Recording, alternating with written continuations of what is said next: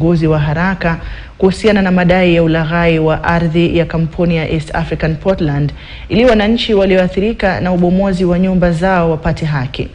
Akizungumza baada ya kuhudhuria hafla ya ibada katika kanisa la St. Mary's Kithangaini huko Masi, kaunti ya Machakos, mbunge huyo pia ameonekana kuwashtumu viongozi walioonekana kupinga ubomozi huo. Kwa mujibu wa Musyoka, wana stakabadhi muhimu za kuonyesha kwa kuwa kuna viongozi kaunti ya Machakos ambao walihusika katika kuwauzia wananchi vipande vya ardhi ya East African Portland.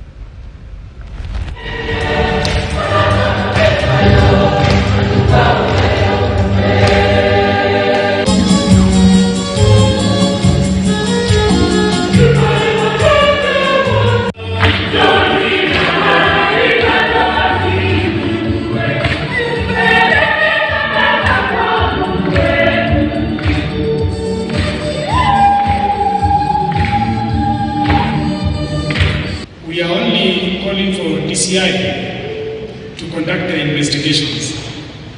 I am surprised why some of the leaders turn to be abusive when we are asking the DCI to conduct investigations. Not unless then they have something to hide.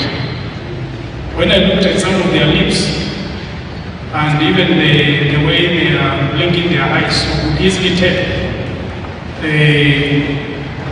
they are guilty. And we are going to provide enough evidence. There are some even new teams of victims who approached me yesterday.